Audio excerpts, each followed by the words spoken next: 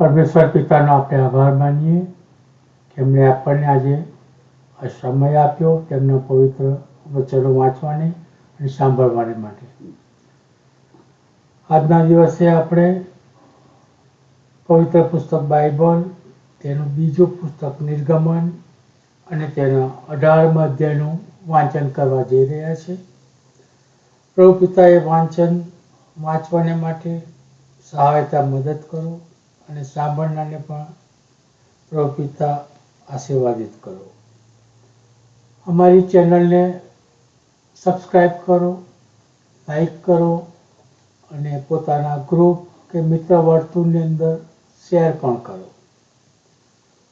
હવે આપણે બાઇબલ, તેનું બીજું પુસ્તક નિર્ગમન અને તેનો 18મો અધ્યાય તેનું વાંચન કરીશું. બાઇબલ વાંચીશું. નિર્ગમન 18મો અધ્યાય. હવે દેવે મૂસાને સારું તથા પોતાના ઇસ્રાયેલ લોકોને સારું જે સર્વ કર્યું હતું તે તથા તે કે રીતે મિસરમાંથી ઇસ્રાયેલને કાઢી લાવ્યો હતો તે મૂસાના સસરા એટલે મિદ્યાનના યાજક યિથ્રોએ સાંભળ્યું. વળી મૂસાએ પોતાની સ્ત્રી સિપોરાને તેના 2 પુત્રો સુદ્ધા મોકલી દીધી હતી. ત્યારે તેના સસરા યિથ્રોએ પોતાને ઘેર તેઓને રાખ્યા હતા. તે દીકરાઓના એકનું નામ ગેર્શોમ હતું, કેમ કે તેણે કહ્યું કે હું પરદેશમાં પ્રવાસી થયેલો છું, અને બીજાનું નામ અલીએઝર હતું, કેમ કે તેણે કહ્યું કે મારા પિતાના દેવે મારી સાથે થઈને ફારૂનની તલવારથી મને બચાવ્યો. અને મૂસાનો સસરો યિથ્રો મૂસાના પુત્રોને તથા સ્ત્રીને લઈને જે છાવણી ત્યારે અરણ્યમાં દેવના પર્વત આગળ કરી હતી ત્યાં તેની પાસે આવી. અને તેણે મૂસાને કહ્યું કે હું તારો સસરો યિથ્રો તારી પાસે આવ્યો છું, ને તારી સ્ત્રી તથા તેની સાથે તેના 2 દીકરા પણ આવ્યા છે.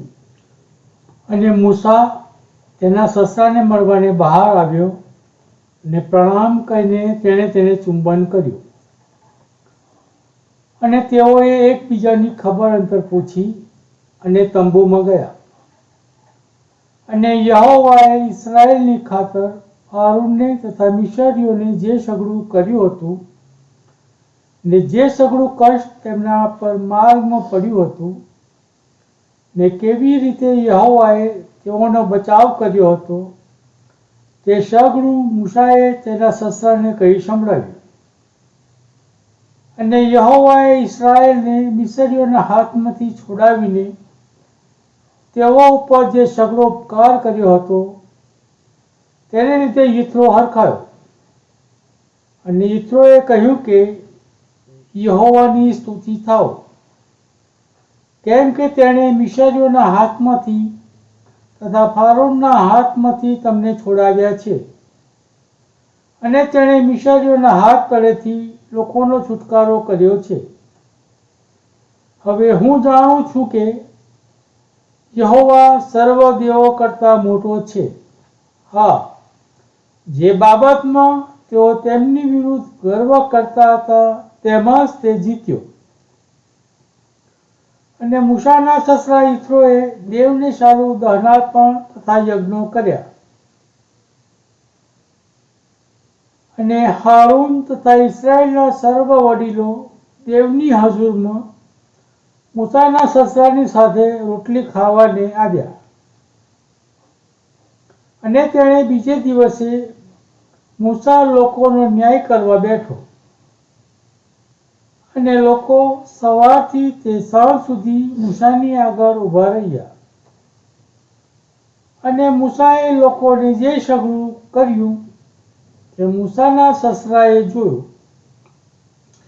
ત્યારે તેણે કહ્યું કે તું લોકોને આ શું કરે છે? તું પોતે એકલો બેસે છે ને સર્વ લોકો સવારથી તે સાંજ સુધી તારી આગળ ઊભા રહે છે, એનું કારણ શું? અને મૂસાએ તેના સસરાને કહ્યું કે લોકો દેવની સલાહ લેવાને મારી પાસે આવે છે, અને તેઓને કંઈ તકરાર હોય છે ત્યારે તેઓ મારી પાસે આવે છે, અને હું વાદી પ્રત્યેવાદીનો ઇન્સાફ કરું છું ને તેમને દેવના વિધિ તથા નિયમ જણાવું છું. ને મૂસાના સસરાએ તેને કહ્યું, આ તું ઠીક નથી કરતો. તું નિશ્ચય આવી રહેશે, તું તથા તારી સાથેના આ લોકો પણ, કેમ કે આ કામનો ભોગ તારાથી પડાય એમ નથી. તું એકલો એ કામ કરી શકે નહીં. હવે મારું કહેવું સાંભળ. હું તને સલાહ આપીશ ને જો તારી સાથે હોઉં, તારે કે લોક કે દેવને ઠેકાણે થવું. તેમના મુકદ્દમા તારે દેવની પાસે લઈ જવા અને તારે તેઓને વિધિઓ તથા નિયમો શીખવવા તથા જે માર્ગે તેઓએ ચાલવું જોઈએ ને જે કામ તેઓએ કરવું જોઈએ તે તેઓને બતાવ્યું. વળી તું સર્વ માણસોમાંથી હોશિયાર માણસોને એટલે દેવનો ડર રાખનાર સત્ય પુરુષોને તથા સ્વાર્થદ્વેષકોને શોધી કાઢીને તેઓને 1000 ઉપરીઓ, 100 ઉપરીઓ, 50 ઉપરીઓ તથા 10 ઉપરીઓ તેઓના ઉપર ઠરાવ કે તેઓ સર્વ પ્રસંગે લોકોનો ન્યાય કરે. અને એમ થાય કે પ્રત્યેક મોટો મુકદ્દમો તેઓ તારી પાસે લાવે ને પ્રત્યેક નાનો મુકદ્દમો તેઓ પોતે ચૂકવે. તેથી તને વધારે સહેલું પડશે ને કામના બોજમાં તેઓ તારા ભાગીદાર થશે. જો તું એ વિશે ઈશ્વરની આજ્ઞા લઈને એ કામ કરીશ તો તું નભી શકીશ ને આ સર્વ લોક પણ શાંતિએ પોતપોતાને ઘેર જશે. અને મૂસાએ તેના સસરાનું કહેવું સાંભળીને તેણે જે કહ્યું હતું તે સઘળું તેણે કર્યું. અને મૂસાએ સર્વ ઇસ્રાયેલ પુત્રોમાંથી હોશિયાર માણસોને ચૂંટી કાઢીને તેઓને લોકોના અધિકારીઓ ઠરાવ્યા.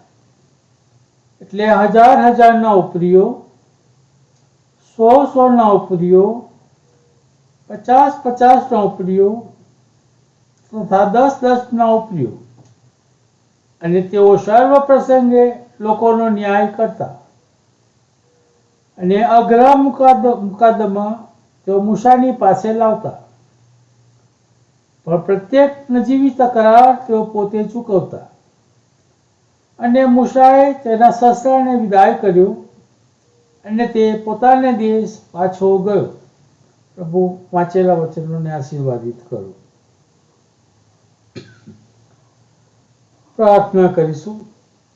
પવિત્ર પવિત્ર પવિત્ર સૈન્ય દેવી બાપ, તમારો આભાર માને, તમારી સ્તુતિ કરીએ. સવારથી ત્યાં સુધી તમે અમને સાચવે, સંભાળે, બચાવ્યા છે. અને આજના દિવસના માટે તમે તમારા પવિત્ર વચનો પૂરા પાડ્યા છે. એ સગડાને માટે અમે તમને આભાર તો ઉપકાર માનીએ છીએ. આ વચનો વાંચીએ, સમજીએ, અમારા જીવનમાં ઉતારીએ, તેને માટે તમે અમારી સહાયતા મદદ કરો પિતા. અનાથ ગરીબ વિધવાઓની સહાયતા મદદ કરો બાપ. દુઃખિત પરિવારની સહાયતા મદદ કરો બાપ. વિશેષ પિતા, જે કોઈ ભાઈ બહેન બીમાર હોય તેને તમારા તંદુરસ્ત સાજાપણના હાથના સ્પર્શ વડે સાજાપણું આપો બાપ.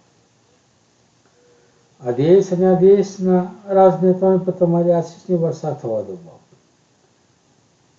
ઇન્ડિયાની અંદર પણ પિતા ત્યાંના લોકોની સહાયતા મદદ કરો બાપ. પ્રભુ પિતા, અમે શું માંગીએ? અમારા માગ્યા અગાઉ તે સગળા સારાવાના તમે તમારા પવિત્ર નામમાં પૂરા પાડો છો. તેને માટે અમે તમને ઉપકાર માનીએ છીએ બાપ. હવે પછીનો સમય અમે તમારા હાથોમાં સોંપાતા તમે અમને તમારામાં દોરો ચલાવો અને વાપરો બાપ. અમારી આ વિનંતીઓ તમારા પુત્ર અમારા પ્રભુ ઈસુ મસીહના નામમાં તમારી સમક્ષ લાવીએ છીએ બાપ. ત્યારે તેને માન્ય કરવાને માટે વિનંતી કરજો. અમારી અરજો વિનંતીઓ માન્ય કરજો પિતા. હવે પછી હવે ફરી મળીએ ત્યાં સુધી પ્રભુ પિતા અમે તમારા હાથમાં સોંપાઈએ છીએ. ધન્ય પ્રભુ ઈસુના નામમાં આમેન. આમેન.